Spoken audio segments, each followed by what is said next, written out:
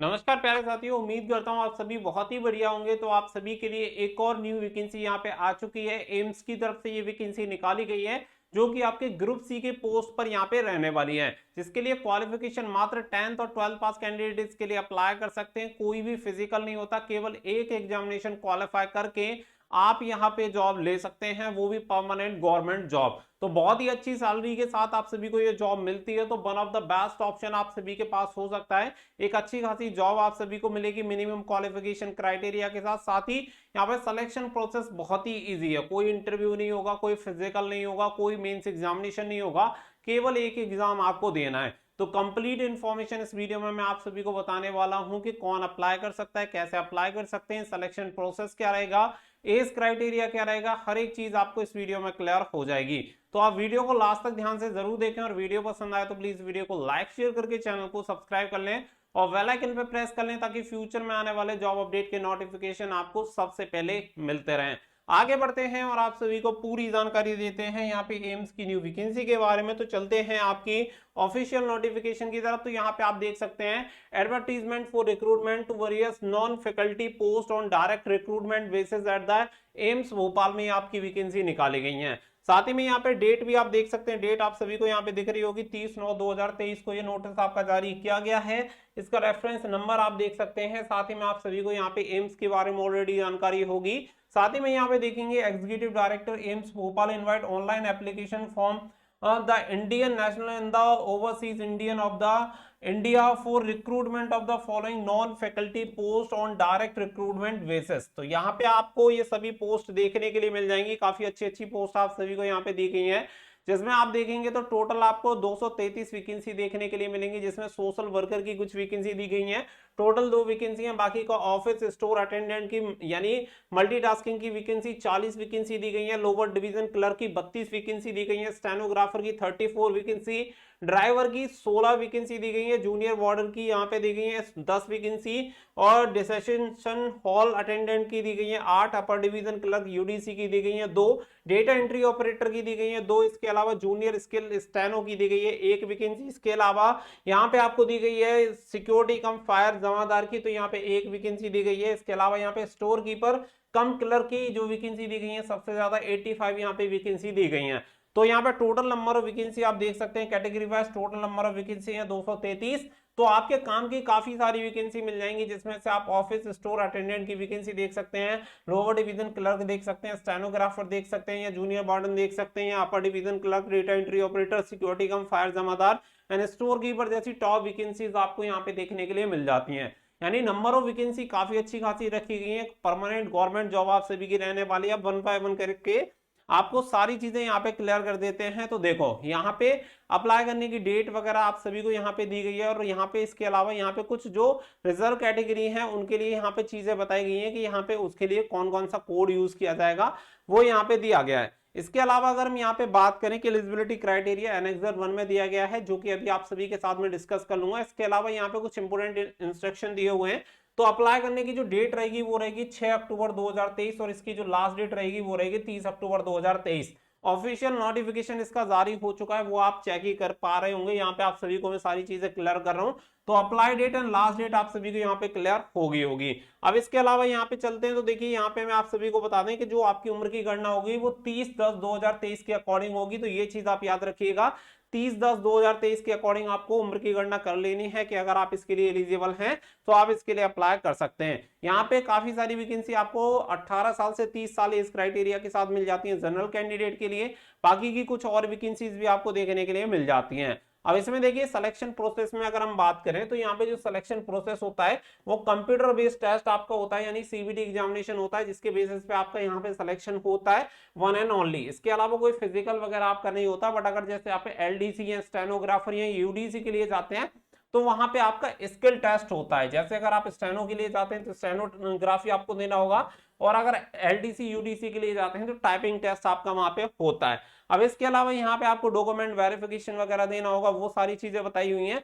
साथ ही में यहाँ पे आप देख सकते हैं कि यहाँ पे detail of computer based examination आपको सीबीटी एग्जामिनेशन का स्कीम यहाँ पे कंप्लीट दी हुई है। अगर हम यहाँ पे बात करें एग्जामिनेशन के बारे में तो देखिए टोटल जो एमसीक्यू क्वेश्चन होंगे वो होंगे 100, हर एक के लिए 1 नंबर दिया जाएगा, 100 मार्क्स आपको दिए जाएंगे, 90 मिनट का आपका टाइम रहेगा। बाकी का सब्जेक्ट यहाँ पे आपको दिए गए, general knowledge and general awareness हो गया, आपका इंग्लिश कॉम्प्रिहेंशन हो गया, क्वांटिटेटिव एप्टीट्यूड हो गया, general intelligence and reasoning ability हो गया, फंडामेंटल ऑफ कंप्यूटर हो गया, application for easy office and internet वगैरह से रिलेटेड, और सीसीएस हो गया, और आपका हो गया सीसीएस लीव रूल 1972 से रिलेटेड आपको क्वेश्चन पूछे जाएंगे। यहाँ पे बोला गया separate post wise merit list will be prepare on the basis of marks in the CBT. तो सीबीटी के बेसिस पे आपकी मेरिट लिस्ट बनेगी और इसी के बेसिस पे यहाँ पे आपका सिलेक्शन होना है। बाकी का यहाँ पे नेगेटिव मार्किंग भी रखी गई है, 0.25 यानी कि 1/4 की आपकी नेगेटिव मार्किंग यहाँ पे रखी गई है।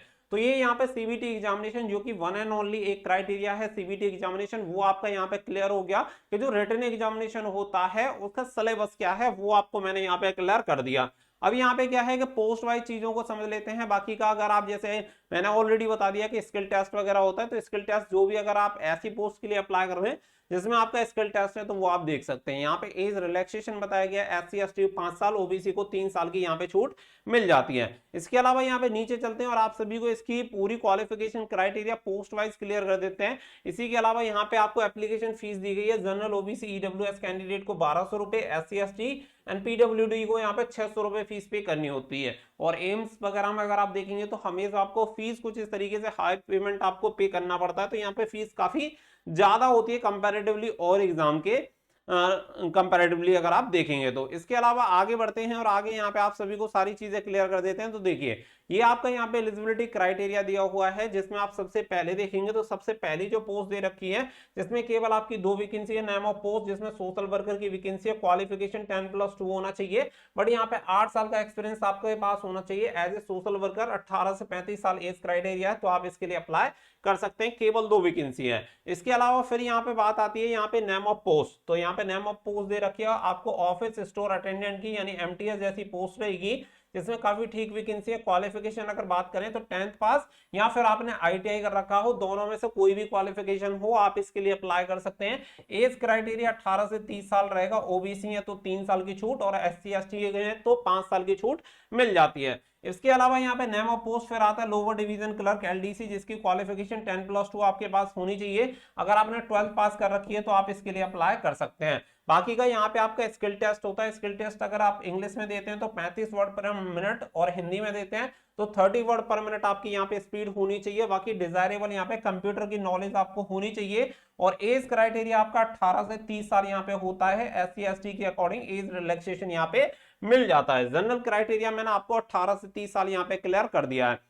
बाकी का स्टेनोग्राफर के लिए अगर आप अप्लाई करते हैं तो स्टेनोग्राफर के लिए क्वालिफिकेशन 12 पास यहाँ पे रखी गई है, बट आपको स्टेनोग्राफी का यहाँ पे टेस्ट देना होगा। एज क्राइटेरिया आपका 18 से 27 साल यहाँ पे रखा गया है। इसके अलावा अगर यहाँ पे बात करें ड्राइवर की ऑर्डिनरी ग्रेड में तो यहाँ पे एसेंशियल क्वालिफिकेशन आपकी रखी गई है 10th पास, बट आपके पास एलएमबी और एचएमबी कॉमर्शियल लाइसेंस यहाँ पे होना चाहिए, 2 साल का एक्सपीरियंस आपके पास होना चाहिए। एज क्राइटेरिया 18 से 27 साल है और जैसे कि मैंने आपको बताया कि आपकी एज क्राइटेरिया 30 अक्टूबर 2023 के अकॉर्डिंग की जाएगी, गणना की जाएगी, तो वो आपको याद रखना है।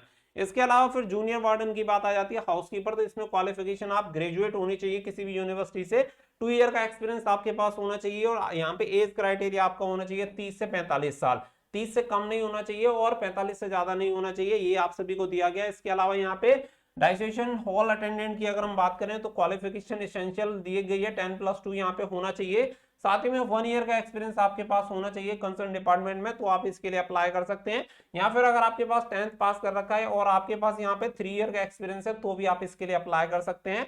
एज क्राइटेरिया रहेगा 21 से 30 साल। आगे बढ़ते हैं तो आगे फिर आप सभी को दिया गया है अपर डिवीजन क्लर्क यूडीजी की पोस्ट यहाँ पे दी गई है। क्वालिफिकेशन देखेंगे तो यहाँ पे आपके पास डिग्री होनी चाहिए किसी भी यूनिवर्सिटी से, साथ ही में आप सभी को कंप्यूटर की नॉलेज होनी चाहिए एंड द स्किल टेस्ट आप सभी का नॉर्म्स रहेगा जो एलडीसी के अकॉर्डिंग रहेगा, यानी 30 वर्ड पर मिनट आपकी जो स्पीड होनी चाहिए वो इंग्लिश में होनी चाहिए और 30 वर्ड पर मिनट जो आपकी स्पीड होनी चाहिए वो हिंदी में होनी चाहिए। तो ये आपके यहाँ पे स्किल टेस्ट होता है। एलडीसी और यूडीसी में रहेगा सेम। एज क्राइटेरिया यहाँ पे 21 से 30 साल रहेगा, जबकि एलडीसी के लिए 18 से 30 साल तक अप्लाई कर सकते हैं।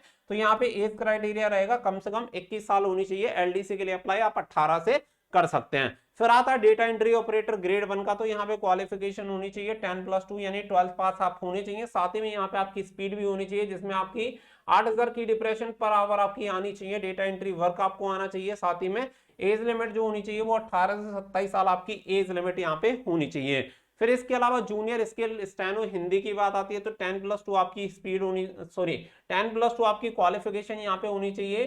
स्पीड जो आपको शॉर्ट हैंड आपको आना चाहिए, 64 वर्ड पर मिनट आपकी होनी चाहिए। साथ ही में 21 से 30 साल अगर आपका एज क्राइटेरिया है तो आप इसके लिए अप्लाई कर सकते हैं। बाकी का सिक्योरिटी कम फायर के लिए यहाँ पे एसेंशियल क्वालिफिकेशन 10+2 यानी कि 12 पास आप होने चाहिए।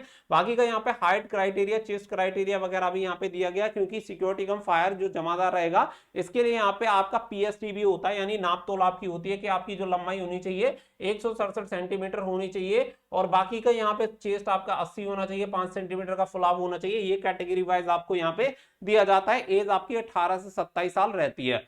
फिर बात आती है स्टोर कीपर की, तो स्टोर कीपर के लिए आपका क्वालिफिकेशन होनी चाहिए ग्रेजुएट। अगर आप ग्रेजुएट हैं तो आप इसके लिए अप्लाई कर सकते हैं। साथ ही में 1 ईयर का एक्सपीरियंस आपके पास होना चाहिए हैंडलिंग स्टोर। अगर डिजायरेबल की बात करें तो अगर पोस्ट ग्रेजुएट डिग्री डिप्लोमा अगर आपके पास है मटेरियल मैनेजमेंट में तो और अच्छी बात है। और एज क्राइटेरिया आपका 18 से 30 साल रहेगा, यानी 30 साल तक आप इसके लिए अप्लाई कर सकते हैं। एससी या एसटी हैं तो 5 साल की छूट मिलती है, और अगर आप ओबीसी हैं तो आपको 3 साल की छूट मिल जाती है। इसके अकॉर्डिंग आप अप्लाई कर सकते हैं। तो ये क्या है, मैंने आप सभी को पोस्ट वाइज यहाँ पे सारी चीजें क्लियर कर दी है कि पोस्ट वाइज क्या रहेगा। बाकी का यहाँ पे इंडक्टिव सिलेबस ऑफ सीबीटी दिया गया है, यानी कि जो आपका ऑनलाइन एग्जामिनेशन होगा, सीबीटी एग्जामिनेशन होगा, उसका डिटेल सिलेबस यहाँ पे दिया गया है जो कि 100 मार्क्स का आपका रहेगा। अब इसमें अगर आप देखेंगे तो जैसे आपको बताया गया सब्जेक्ट 1 जो आपका रहेगा जनरल नॉलेज एंड अवेयरनेस, ये 25 क्वेश्चन रहेंगे, 25 मार्क्स आपको दिए जाएंगे। इसके अलावा यहाँ पे आपका इंग्लिश दिया गया कॉम्प्रिहेंशन, ये 10th लेवल का रहेगा, 10 मार्क्स यानी 10 क्वेश्चन दिए जाएंगे। क्वांटिटेटिव एप्टीट्यूड आपके 20 क्वेश्चन पूछे जाएंगे। जनरल इंटेलिजेंस के 25 क्वेश्चन पूछे जाएंगे, जिसमें आपके फंडामेंटल ऑफ कंप्यूटर एप्लीकेशन वगैरह, knowledge of CCS rules 1964 and 1972 leave rules के बारे में आपको जानकारी होनी चाहिए। ये सारी इंफॉर्मेशन आपको यहाँ पे दी गई है। तो पूरी डिटेल ऑलरेडी मैंने आप सभी के साथ शेयर कर दी है कि कैसे आप इसके लिए अप्लाई कर सकते हैं, क्वालिफिकेशन क्राइटेरिया वगैरह क्या है। सिलेक्शन प्रोसेस बहुत ईजी है कि केवल एक एग्जाम होता है, कोई मेंस एग्जामिनेशन वगैरह नहीं है। एक एग्जाम अगर आप क्वालिफाई करते हैं, 100 मार्क्स का आपका पेपर है, उसी के बेसिस पे आपकी मेरिट लिस्ट बनेगी। अगर आप एलडीसी, यूडीसी, स्टेनोग्राफर वगैरह के लिए अप्लाई करते हैं तो आपको स्किल टेस्ट देना है, और अगर आप इसे क्वालिफाई कर लेते हैं तो नौकरी आपकी पक्की। तो इस तरीके से आप इसके लिए अप्लाई कर सकते हैं। मेल एंड फीमेल दोनों कैंडिडेट के लिए वैकेंसी निकाली हुई है, तो दोनों कैंडिडेट इसके लिए अप्लाई कर पाएंगे। 6 अक्टूबर से इसके ऑनलाइन एप्लीकेशन फॉर्म स्टार्ट हो जाएंगे, तो एम्स भोपाल की ऑफिशियल रिक्रूटमेंट वेबसाइट से जाके आप इसके लिए अप्लाई कर सकते हैं। आई होप वीडियो आपको जरूर पसंद आई होगी। प्लीज वीडियो को ज्यादा से ज्यादा शेयर कर दें ताकि सभी कैंडिडेट इसके लिए फॉर्म अप्लाई कर पाएं। मिलेंगे नेक्स्ट वीडियो में, फिलहाल के लिए बस इतना ही। So thank you for watching. Jai Hind, जय भारत।